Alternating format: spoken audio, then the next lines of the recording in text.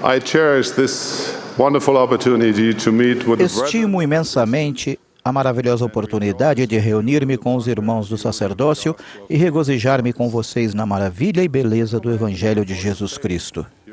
Eu os elogio por sua fé, suas obras e sua contínua disposição de fazer o bem. Compartilhamos um elo comum pelo fato de termos todos recebido a ordenação ao sacerdócio de Deus por meio daqueles a quem foi confiada a santa autoridade do sacerdócio. Não se trata de uma bênção pequena, é uma sagrada responsabilidade. Recentemente tenho pensado em 2 chamados importantes que recebi como portador do sacerdócio na igreja. O primeiro desses chamados foi quando eu era um diácono. Eu frequentava com minha família o ramo da igreja que ficava em Frankfurt, Alemanha. Éramos abençoados com muitas pessoas maravilhosas em nosso pequeno ramo. Uma dessas pessoas era nosso presidente do ramo, o irmão Landschultz. Eu o admirava muito, mesmo que sempre me parecesse muito sério e formal, e quase sempre trajasse um terno escuro.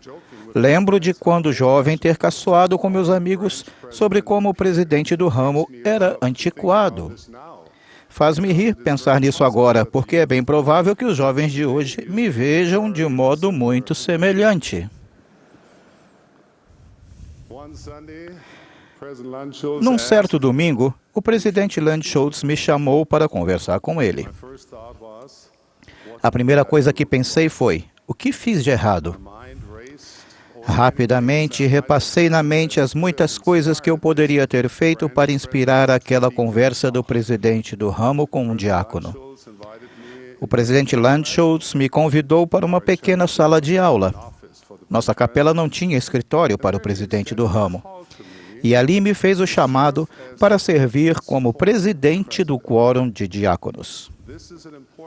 É um cargo importante, disse ele, e então passou um tempo descrevendo o motivo disso. Explicou o que ele e o Senhor esperavam de mim e como eu seria ajudado. Não lembro muito do que ele disse, mas lembro muito bem o que senti. Um espírito sagrado e divino me encheu o coração à medida que ele falava. Pude sentir que esta era a Igreja do Salvador e senti que aquele chamado que ele fizera tinha sido inspirado pelo Espírito Santo. Lembro-me que saí daquela salinha sentindo-me bem mais alto do que antes. Já se passaram quase 60 anos desde aquele dia, mas ainda guardo na memória aqueles sentimentos de confiança e amor. Quando relembrava esse fato, tentei lembrar precisamente quantos diáconos tínhamos em nosso ramo naquela época.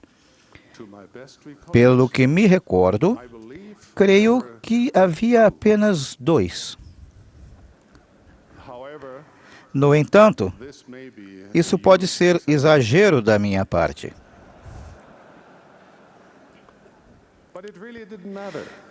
Mas não importava que houvesse um diácono ou uma dezena. Senti-me honrado e desejei servir da melhor forma possível, sem desapontar o presidente do ramo ou o Senhor. Dou-me conta agora de que o presidente do ramo poderia ter agido displicentemente ao chamar-me para aquele cargo.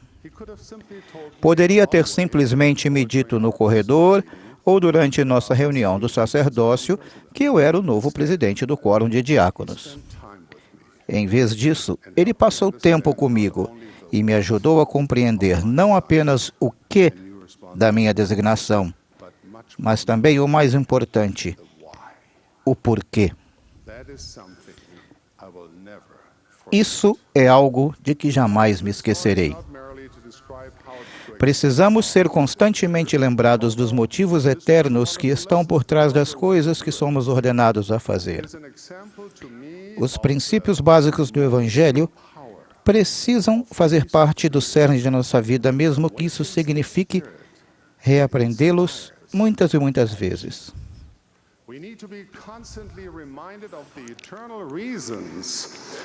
Isso não quer dizer que neste processo deva ser mecânico ou tedioso. Em vez disso, quando ensinamos os princípios fundamentais no lar ou na igreja, devemos fazer com que a chama do entusiasmo pelo Evangelho e o fogo do testemunho levem luz, calor e alegria ao coração das pessoas que ensinamos.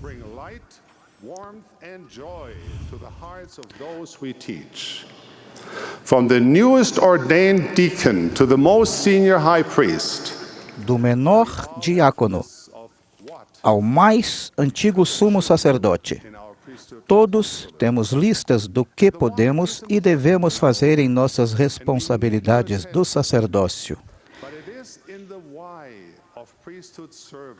O que é importante em nosso trabalho e precisamos cuidar dele, mas é no porquê do serviço no sacerdócio que descobrimos o fogo, a paixão e o poder do sacerdócio. O que de servir no sacerdócio nos ensina o que fazer. O porquê inspira a alma. O que informa, mas o porquê transforma.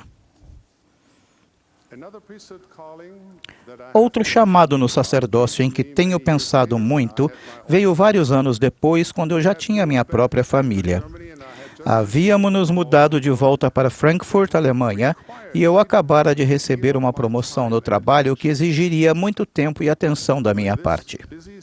Naquela época atarefada da minha vida, o elder Joseph B. Wirthlin me chamou para servir como presidente de estaca.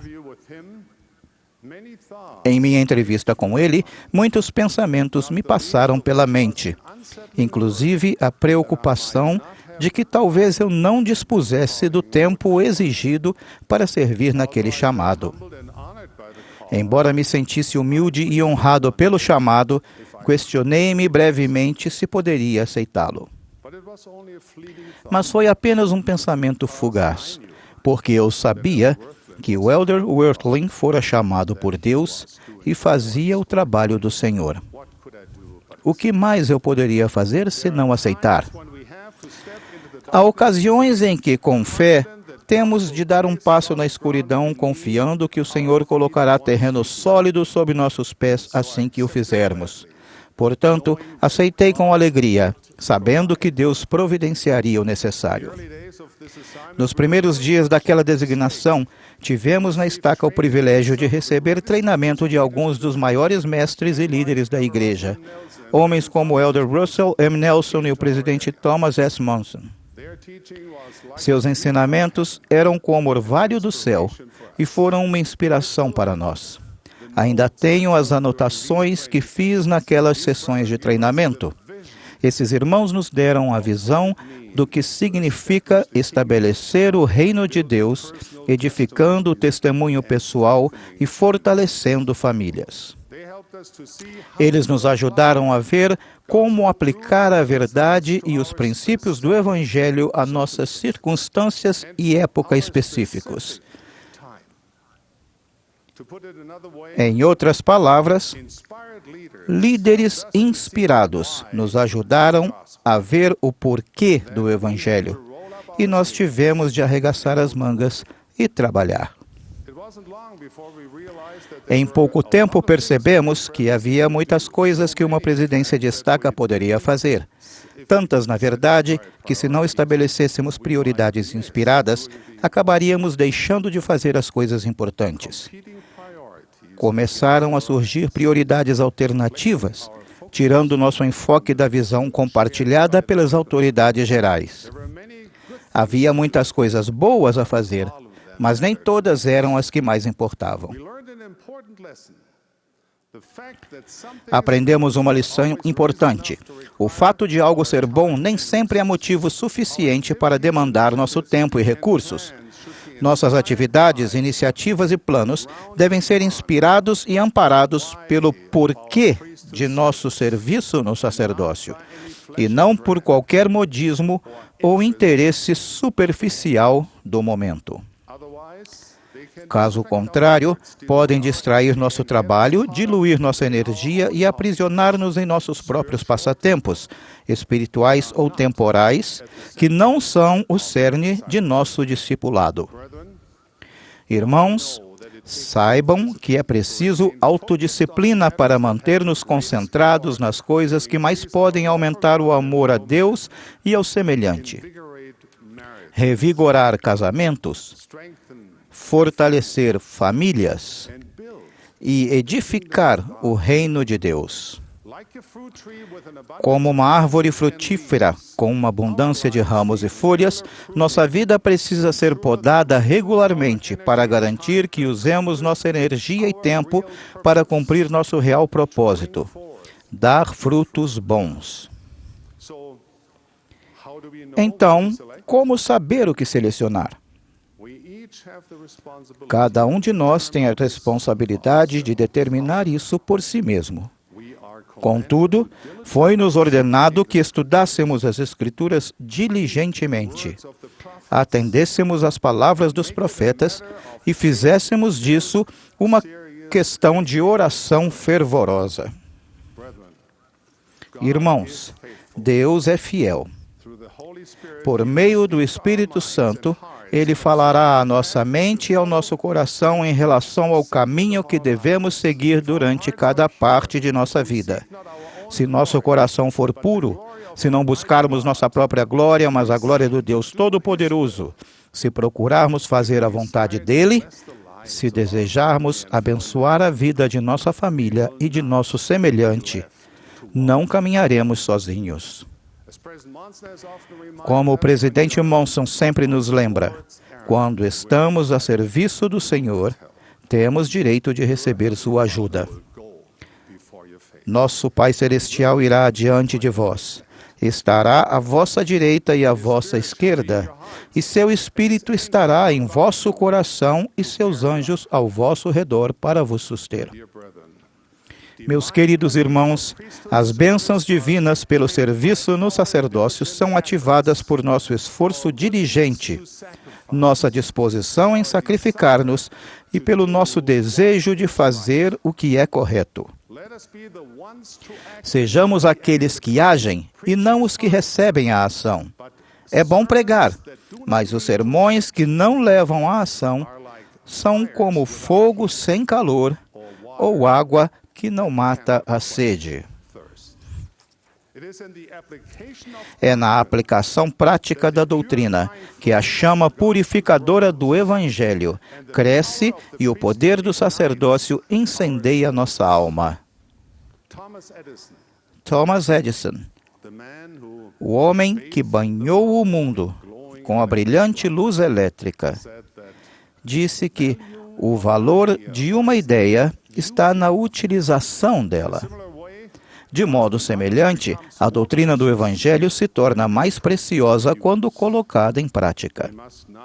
Não podemos permitir que as doutrinas do sacerdócio fiquem adormecidas em nosso coração sem ser aplicadas em nossa vida. Se há um casamento ou família necessitando de resgate, talvez a nossa própria, não esperemos para ver. Irmãos,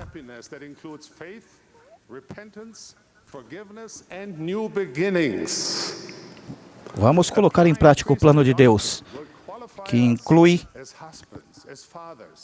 fé, arrependimento e um novo início. Vamos compreender o porquê do sacerdócio em nosso serviço.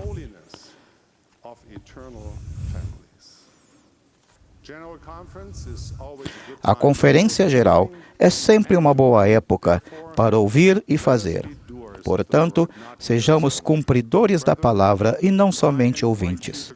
Irmãos, convido-os a ponderar as palavras proferidas pelos servos de Deus neste fim de semana e depois ajoelhar-se e pedir ao Senhor, nosso Pai Celestial, que ilumine sua mente e toque seu coração.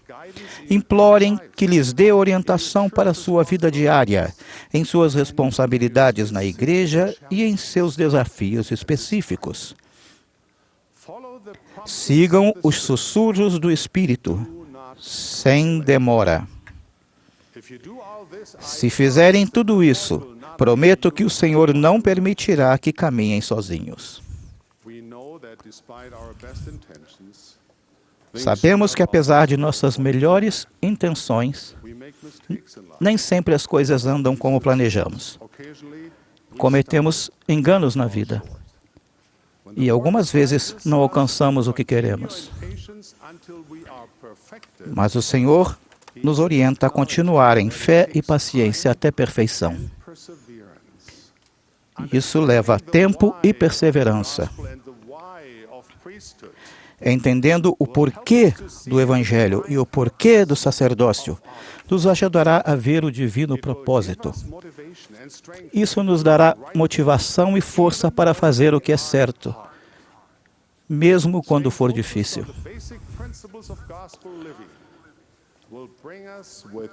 Permanecer focados nos princípios do Evangelho verdadeiro nos trarão sabedoria e direção. Não prosseguiremos em tão grande causa? Sim, irmãos, prosseguiremos. Guiados pelo Santo Espírito, aprenderemos com nossos erros. Se cairmos, vamos nos erguer.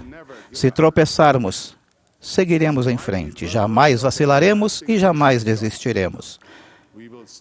Como uma vigorosa irmandade do sacerdócio de Deus, estaremos unidos, ombro a ombro, concentrados nos princípios do Evangelho restaurado de Jesus Cristo e com gratidão serviremos nosso Deus e nosso semelhante com dedicação e amor. Meus queridos irmãos, meus amados irmãos, testifico a vocês que Deus, o Pai e seu Filho, Jesus Cristo, vivem. Eles são reais. Eles estão ao nosso lado. Vocês não estão sozinhos. Seu Pai Celestial se importa com vocês e quer abençoá-los e sustê-los em retidão. Tenham a certeza de que Deus fala à humanidade em nossos dias. Ele vai falar com vocês. O profeta Joseph Smith viu o que disse que viu. A Igreja de Jesus Cristo dos Santos dos Últimos Dias foi restaurada na terra pelo poder e pela autoridade do Deus Todo-Poderoso, o sacerdócio que vós portais. Minha oração é que, como portadores de seu sacerdócio, estejamos sempre em sintonia com o porquê do serviço no sacerdócio e usemos os princípios fundamentais do Evangelho restaurado para transformar nossa vida e a vida daqueles a quem servimos. Ao fazermos isso, o infinito poder da expiação vai purificar, limpar e refinar nosso espírito e caráter, até que nos tornemos os homens que devemos ser. Presto testemunho disso. Em nome de Jesus Cristo. Amém.